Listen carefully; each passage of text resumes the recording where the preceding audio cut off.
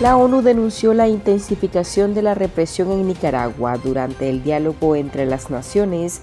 La embajadora de Ortega ante el organismo reclamó que no le llamaran régimen a la administración de la pareja dictatorial.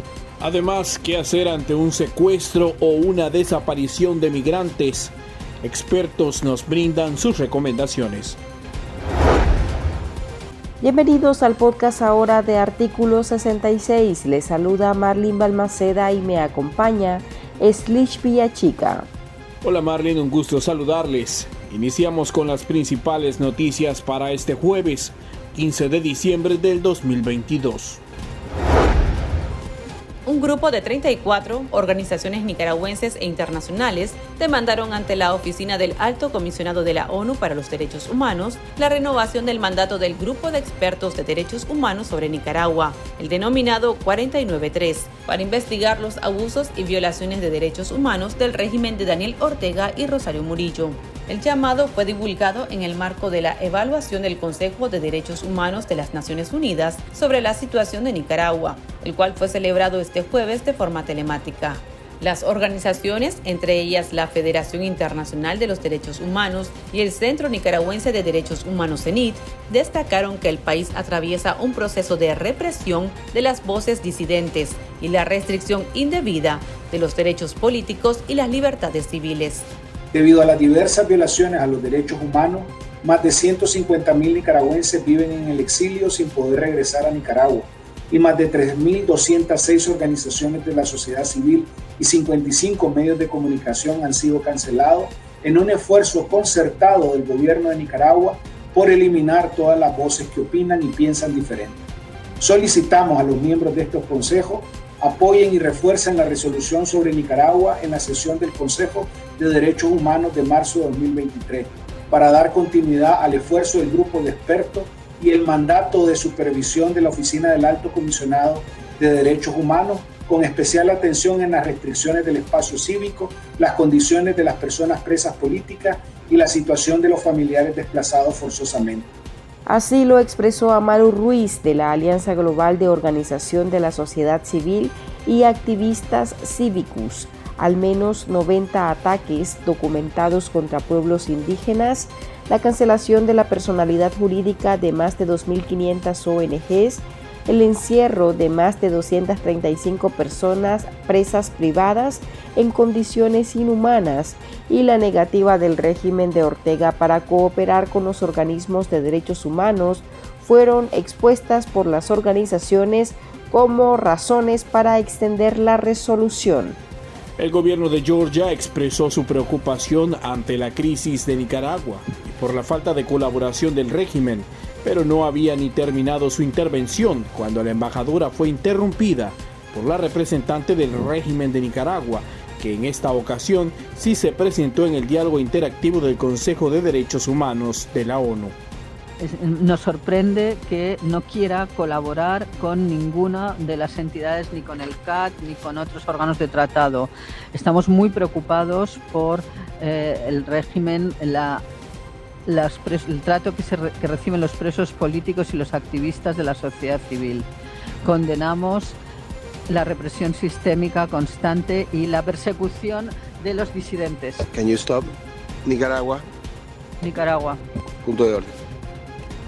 Nuevamente hago punto de orden porque parece que las peticiones de Nicaragua con respecto a que se dirija a nuestro gobierno de manera correcta no son escuchadas. Le solicito a la delegada de Georgia, por favor, que omita decir régimen al dirigirse al gobierno de Nicaragua. Muchísimas gracias. Así lo reclamó Rosalía Borges, una ficha del régimen que perteneció a la Unión de Estudiantes de Nicaragua, UNEN, de la UNAM Managua, y fue colocada como embajadora ante el organismo. Las exigencias de Borges fueron respaldadas por las dictaduras de Venezuela y Cuba, así como Bielorrusia, países que al igual que el régimen de Ortega son señalados de violadores de los derechos humanos. Por su parte, el Alto Comisionado de las Naciones Unidas para los Derechos Humanos, Volker Turk, presentó una actualización sobre la situación de la crisis política, social y de derechos que atraviesa Nicaragua. y denunció ante el mundo el agravamiento de la represión, en especial contra los presos políticos. Hay áreas en las que el gobierno necesita trabajar para cumplir sus compromisos en materia de derechos humanos, como señalaba en mi informe. El programa 2030, en particular el Objetivo de Desarrollo Sostenible número 16, requiere que haya sociedades justas e inclusivas que se basen en el respeto de los derechos humanos. Y hemos visto, como se dice en el informe de mi oficina presentado en septiembre, que no se ha progresado en este área. Además, la falta de información pública actualizada y la falta de acción del gobierno a la hora de dar información a la oficina, a los procedimientos especiales de este Consejo y los órganos de tratado dificultan mucho la evaluación del progreso en la consecución de los Objetivos de Desarrollo Sostenible. Y hago una vez más un llamamiento a que se inicie esta cooperación. De no ser así, resultará difícil evaluar el progreso en la consecución del Programa de Desarrollo Sostenible. Sobre la pregunta que me han hecho de qué podemos hacer, me parece importante que nos aseguremos de que haya apertura, voluntad de interactuar con nosotros, con la oficina, el mecanismo especial y este Consejo, a fin de ver cómo podríamos apoyarles en esta difícil fase en la que se encuentra el país y para asegurarnos que los actores de la sociedad civil, muchos de los cuales se encuentran en exilio, reciban apoyo y puedan ser tenidos en cuenta en un diálogo inclusivo tan necesario. Y esto se refiere también a la situación de los pueblos indígenas y afrodescendientes a los que se ha hecho alusión en distintos informes y a las que ustedes se han referido. El drama de las familias de migrantes nicaragüenses que han sido secuestradas en México en su tránsito por ese país en busca del sueño americano ha sido una constante en los últimos meses. Los nicas que se aventuran evaden el control de las autoridades para evitar ser procesados o deportados.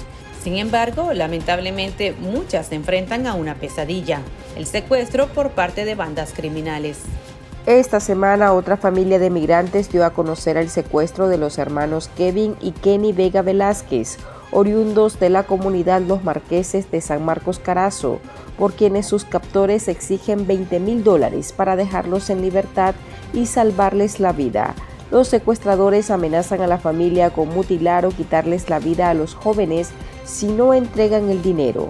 Las denuncias crecen a medida que aumenta la emigración hacia el norte. Las cifras son históricas. Solo en septiembre más de 18,000 nicaragüenses migraron de forma irregular a Estados Unidos. A la fecha ya son más de 100,000 los que han captado las autoridades migratorias de ese país. Por lo anterior, expertos en temas migratorios comparten recomendaciones y alertas que las familias deben tomar en cuenta si tienen parientes secuestrados en México. Los expertos coinciden en advertir que lo que se ha visto desde mediados de noviembre a la fecha son secuestros masivos y que los lugares donde se están dando más son Oaxaca, Ciudad de México, Ciudad de Veracruz y Ciudad Juárez. Ante los secuestros, la abogada supervisora del NAHRA, Astrid Montealegre, asegura que lo primero que se debe hacer es, si no son perseguidos por el régimen de Daniel Ortega, comunicarse con las autoridades nicaragüenses a través del Ministerio de Gobernación o un consulado local. Como último paso, recomiendan abocarse a la Fiscalía Estatal de donde desapareció el familiar y poner la denuncia. Insiste en que pagar la extorsión no necesariamente será una solución. Por su parte, Romel López, experto en leyes migratorias, radicado en Los Ángeles, California, recomienda que también pueden abocarse a los números telefónicos de organismos de derechos humanos, como la Agencia de las Naciones Unidas para los Refugiados, ACNUR, y la Comisión Mexicana de Ayuda a Refugiados, COMAR, quienes brindan apoyo para transitar con un poco más de seguridad en el territorio mexicano. Asimismo, se recomienda tener cuidado con páginas que extorsionan. La organización Texas Nicaraguan Community alertó que en los últimos meses han logrado identificar que existen páginas en redes sociales vinculadas con bandas delincuenciales, que se aprovechan de la inocencia y vulnerabilidad de las personas para extorsionarlas o estafarlas, debido a que las familias entran en desesperación. Expertos indican que no es conveniente colocar la fotografía, leyenda e incluso el número telefónico de contacto en las redes sociales, puesto que las bandas lo utilizan y publican como que realizaron el supuesto rescate. Sin embargo, no es así. Y estas son otras noticias que usted también debería saber hoy. El Ministerio Público acusó a los comunicadores Manuel Antonio Obando Cortedano, quien era jefe de medios de la diócesis de Matagalpa, y Wilberto Artola Mejía, quien fungía como periodista del canal digital TV Merced, de esa misma diócesis que dirige el obispo Rolando Álvarez. El régimen no precisó el delito que se les imputa, solo estableció que el Estado de Nicaragua y la sociedad nicaragüense son las supuestas víctimas. La acusación fue presentada en la víspera por el fiscal del caso, Luis Carlos Mongalo Roblero, ante el titular del Juzgado Noveno Distrito de lo Penal de Audiencia, Circunscripción Managua, la sancionada Karen Vanessa Chavarría Morales. El padre Edwin Román, una de las voces religiosas críticas del régimen de Nicaragua que se encuentra en el exilio, admiró la mesura con la que Monseñor Rolando Álvarez enfrentó la audiencia preliminar impuesta por la dictadura, que lo acusa de conspiración y propagación de noticias falsas. A través de su cuenta en Twitter, expresó que su mirada y su frente en alto refleja la dignidad de los nicaragüenses. Sin embargo, el cura tildó de títere a sueldo a la sancionada jueza Karen Vanessa Chavarría, quien estará a cargo del proceso penal y político. El padre advirtió que pronto veremos a la jueza pidiendo asilo. El gobierno de Estados Unidos donó a Nicaragua 375,000 dosis de vacunas Pfizer pediátricas contra el COVID-19 para que sean aplicadas a niños de 5 a 11 años. La donación fue recibida el miércoles 14 de diciembre por las autoridades del Ministerio de Salud. En una nota de prensa, la Embajada de Estados Unidos en Managua señaló que es la segunda donación de vacunas Pfizer pediátricas que la administración de Joe Biden hace al régimen de Daniel Ortega. Asimismo, resaltó que con la reciente donación de inoculantes se supera el 1.000.000 de dosis donadas por el país norteamericano para ayudar a proteger del virus a niños y niñas entre 5 y 11 años de edad. Estados Unidos evalúa limitar la entrada de ciudadanos nicaragüenses, cubanos y haitianos que piden asilo en la frontera entre Estados Unidos y México. De acuerdo al diario Miami Herald, las autoridades estarían evaluando aplicar estas mismas medidas a migrantes similares a las aplicadas a los venezolanos. El medio de comunicación estadounidense, el Nuevo Herald, afirma que las discusiones se centran en posibles nuevos programas de parole, que sería un tipo de admisión temporal a Estados Unidos. Aquí termina el episodio de este jueves. Recuerde que esta y otras noticias usted las puede leer en nuestra página web www.articulo66.com. También pueden suscribirse a nuestro podcast y seguirnos en las redes sociales como Artículo 66 y en Twitter @Artículo 66Nica. Hasta la próxima.